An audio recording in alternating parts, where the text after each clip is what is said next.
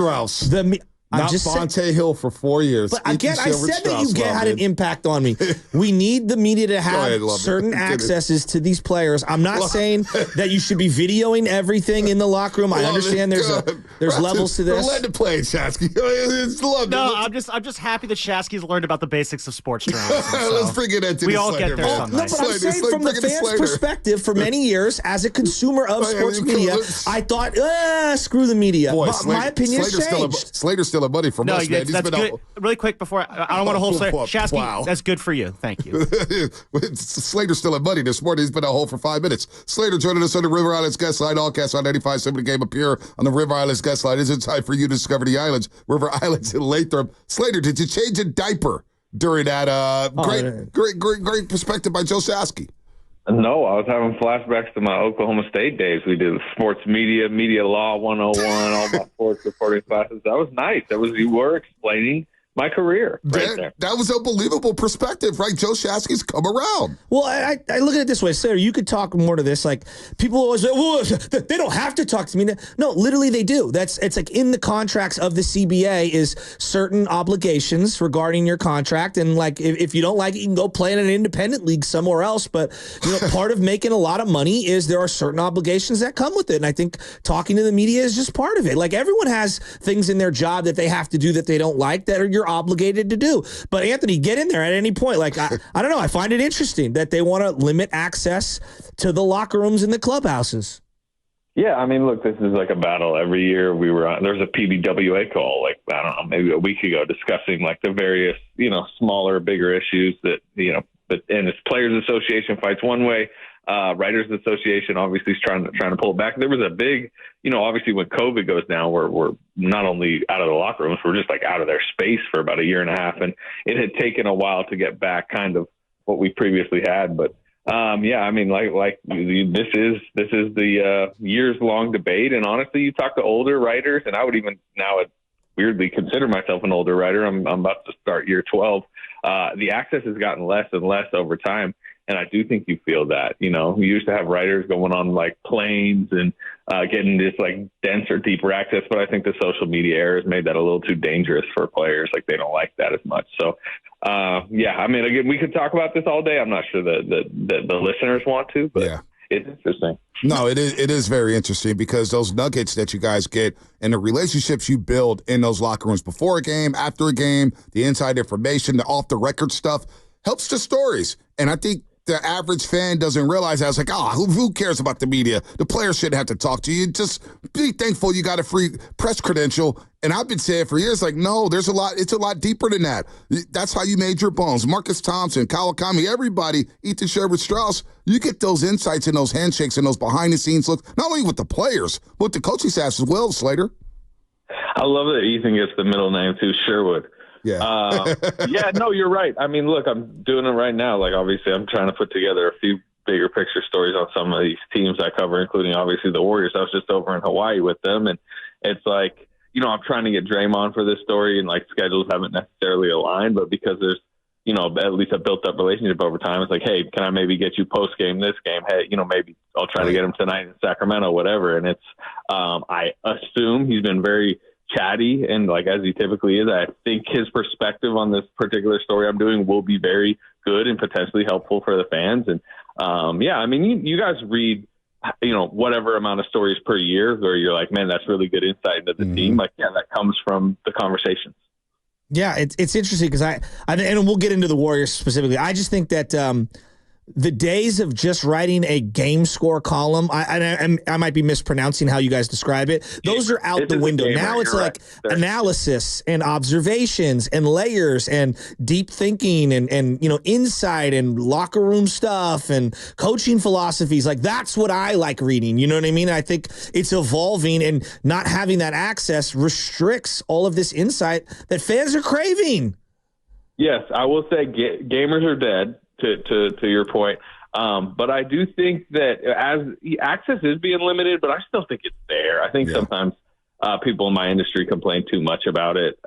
It can be done. It's still a skill, and it's like hard to get a lot of like the really good meaty stuff, but it still happens. There's a reason why people still read it, because people can still capably get it. All right, Anthony. So Indoctrinate me. I'm in football mode. I'm in baseball playoff mode. Give me like just a quick Cliff Notes of what's going on with the Warriors right now. It's unbelievable. Yeah, What? Am I wrong? No, the audience is in the same mode. I got an email about CYO basketball. It's like, wow, basketball's coming up. And all of a sudden, you're talking about Hawaii. I'm like, oh, it'd be nice to go to Hawaii. 10 minutes and now, Set me up on some Warrior hoops. Oh, my gosh. They are a kind of a beefed up version of last year's team. You feel the depth. I think there's a lot of lineup combinations and players that you're like, I agree. Like, they should be high on DeAnthony Melton. He looks like a great fit. He probably, at this point, I would predict he starts at the 2 guard. Kyle Anderson fits in various lineups and this and that, but you're still kind of, it's not just watching one preseason game, but it's seeing kind of the trickiness of the front court, which maybe we'll get into, and like who they start. Kuminga as a 3-4, and then just wondering like who's the number 2 scorer on this team, like the top side talent. It's kind of in my opinion, the conversation we had last year. I think they're better in some ways. I think it's better depth. The young guys have taken leaps, but they're still just kind of in this muddled mix in the West where we could predict, anywhere from 4 to 11 or 12. Anthony Slater here on the River Islands guest line on the Morning Roast, our 95.7 Game Insider for The Athletic, does a great job there. So you were out in Hawaii with the team, and Wiggins didn't practice much. I guess he got back yesterday.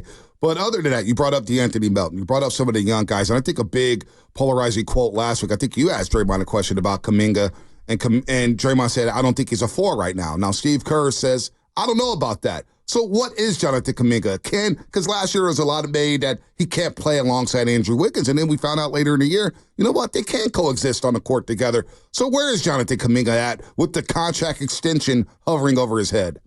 Yes, if we're just talking positionally, I mean, it just really kind of depends on like who he's out there with. And, I think part of Kerr's point is, if he's with the stretch 5 or a shooting 4, other shooters that open the court for him because his best skill is downhill attacking, he needs space for that, then he can be theoretically a 3. If Kelly Olynyk's out there, Kristaps Porzingis is a name that Kerr brought up, is like, hey, look, if that's your 5, you can be kind of a downhill 3. Whereas Draymond, I think's perspective on this is like, it seems pretty clear Draymond wants to kind of be the power forward on this team primarily. Not that he won't play center, not that it's going to happen for 8 to 12 minutes per game, probably to close a lot of games. But, I think he came to realize last year, this is me talking, but this seems to be the messaging from him, that he prefers having kind of the rim protector out there to start the games. You saw it late in the season with Trace Jackson Davis. He in his past with Zaza, with Bogut, all those guys. And he's, in his own way, I think making it clear that like he would prefer to start at the 4, and if that means Kuminga has to start at 3, like they almost need to figure it out. But it's just tough. It's like because you're talking about they don't have a stretch 5. Yeah. Draymond is going to start at the 4. If Kuminga's at the 3, like it's 2024. Like we understand what the spacing problems that creates. Right. And while you want to play Kuminga 35 minutes a night, and they'd love to like force fit him into the 3, like that just might not score enough points in the modern NBA. Would Wiggins play the 2? Maybe that's a question because I wonder about the 2. We keep talking about Melton and Podziemski. Is Wiggins a candidate to play the 2? And I know spacing could be a problem then because he's not your prototypical 3-point shooter, but Steve Kerr did mention out there in Hawaii, I want him shooting 6 to 7 threes a night.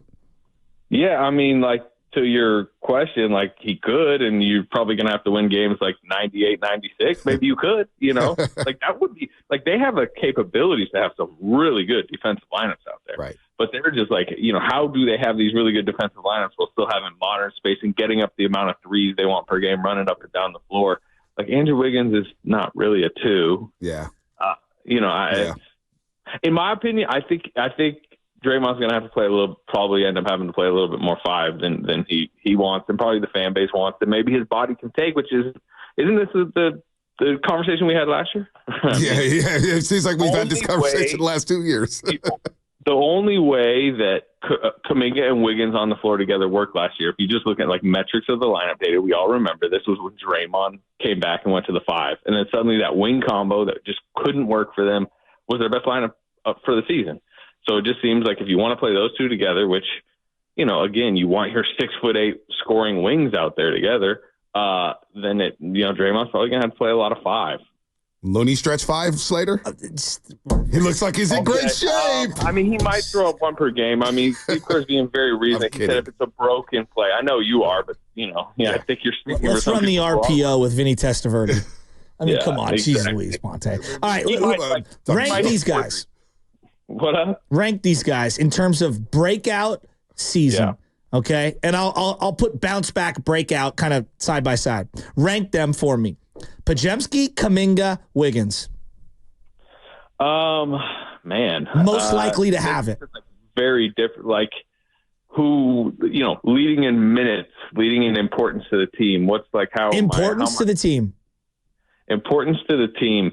I mean, it's kind of the problem with this team where I feel like 6 different players, and these are 3 of them would be tied for second almost. But I will go. I just think Kuminga's season is so massive. I would put him 1. I just think the way not only the negotiations, if he signs, if he doesn't, how he's playing. He can take them towards the leap. If he makes the leap, he has the highest ceiling. So I'll put him 1. And as I probably more than the fan base does view this as more of a longer term, bigger picture view. And I think that Podziemski's too, because I just think the young guys have to get better for this thing to really be moved forward. And I think move forward in a 3-year type window, whereas it is they need Wiggins to play better. But I just Wiggins is kind of their older wing that I don't know. I mean, I don't think he's going to play himself into suddenly his contract being super appealing on the trade market. So give me the young guys. Kuminga 1, Podziemski 2, Wiggins 3. What was it like in Hawaii training camp with no Klay Thompson? How was the vibes out there? I had to be a little strange to not see number 11, who's now wearing number 31 for the Dallas Mavericks. Did you notice anything different? Did the players discuss that at all? Not having Klay Thompson there in training camp with the Golden State Warriors? I mean, they discussed it because they were asked about it. And, sure, if you, sit there and walk in the gym and you're like, hey, where's Klay? Maybe you'd feel it. But to me, it was weirder. And even I've talked to a few of their employees, players about this, seeing the videos of him in a Mavericks jersey in the Mavericks facility. That's weirder than, there's plenty of times Klay's been out, including he missed 2 seasons. There's been years you have not felt Klay Thompson, So I don't sense that it's just this hovering topic or hovering absence. I just think it's going to be strange this season when you just watch him on the Mavericks, number 1, and then when he comes and plays the Warriors, that will obviously be odd. What are you looking for tonight against the Kings in this second preseason game for the Dubs? Yeah, again, I continue to look at this front court. It's clear that a lot of people in this organization want to see if Kuminga can maybe be the 3, if they can maybe find some of these front court rotations where they can, elevate their better players more, get them into bigger roles, and they play. They start Jonathan Kuminga at the 3 next to Trace and Draymond in the opener. I think they lost that stint 17-12. Mm-hmm. I assume they'll probably go with that 3-man front court again tonight. I just want to see it a little bit more. They want to see it a little bit more, and I think I sense a level of skepticism from the coaching staff that it'll work, but. They've got to see the sample for something to be proven wrong. You have to allow it to be proven wrong. Right, yeah. TJD we'll get into more as the season progresses there. Looks like he's going to get minutes as a starter at the 5 spot, but I could see that rotating all season long where Steve Kerr goes to Looney one night, TJD the next night. But basketball is back. And by the way, Lubman wanted me to ask this question to you. Yeah. If you were to write a book about your time covering the Dubs, what storyline would you want to focus on? Because Cam Inman, who we just had on, just wrote a book about the 49ers, the franchise. What would you focus on? What storyline would you focus on here, Slater, if you're covering the Warriors writing a book? Yeah. I mean, if I took 2 steps back and viewed it as I'm writing the book, it's more about my career, journey covering the team. I mean, it would just be Durant moving from the Thunder to the Warriors and just everything that meant, all the reasons for it. I was obviously on the Thunder side of that thing at the start and came over when Durant did. So that would probably be the impetus of it, is just and that, I mean, it's not like that was a small thing in this Warriors run. No. So yeah, it would probably just be on everything that went into, the Durant decision and the ramifications of it. Did you think you last longer than Kevin Durant in the Bay Area? I got that sense pretty early, to be honest with you. Yes. to answer your question. Oh, Slater, it's good to have you back on the airways, man. It really is, man. We got some locker room insight. We got journalism insight. We got Warriors insight. The one and only Anthony Slater, everybody here at the Morning Roast. Slate, we'll see you soon, brother. All right, fellas. All right. Go Guardians. Oh, yeah. Forgot to mention that. Go Guardians. Tell them that on the phone. Tell them we're rooting for the Guardians. I'm rooting for the Guardians. I'm rooting for the Tigers. I'm rooting for the Guardians. Let's go, Slates. Get a championship to Cleveland. Let's go.